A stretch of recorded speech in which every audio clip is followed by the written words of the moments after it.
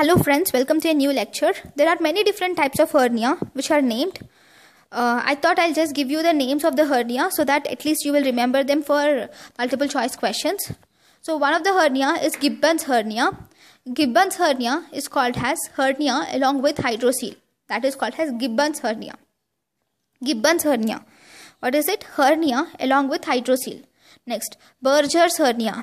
Hernia in pouch of Douglas is called as Berger's hernia. Then Romberg's hernia. Romberg's hernia is a saddle hernia, also called as Romberg's hernia.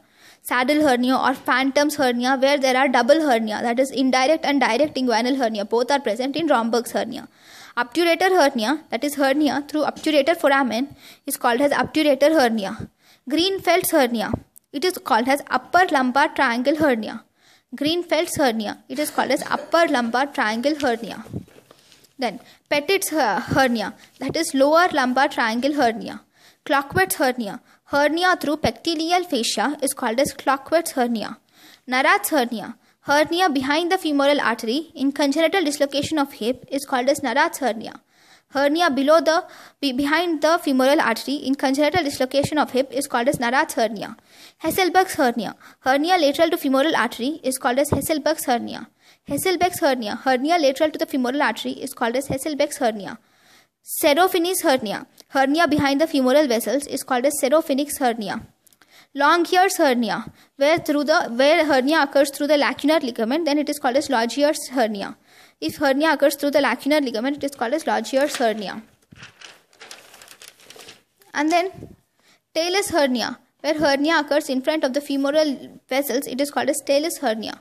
Richter's hernia, where a part of the circumference of bowel is gangrenous, that is called as Richter's hernia. Litter's hernia, where the hernia has Meckel's diverticulum has the content, then that is called as Litter's hernia.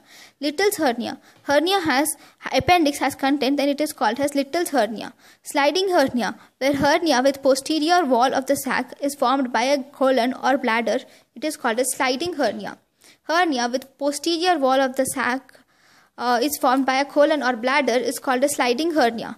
Maidal hernia, where strangulated in the middle part of W, that is Maidal's hernia.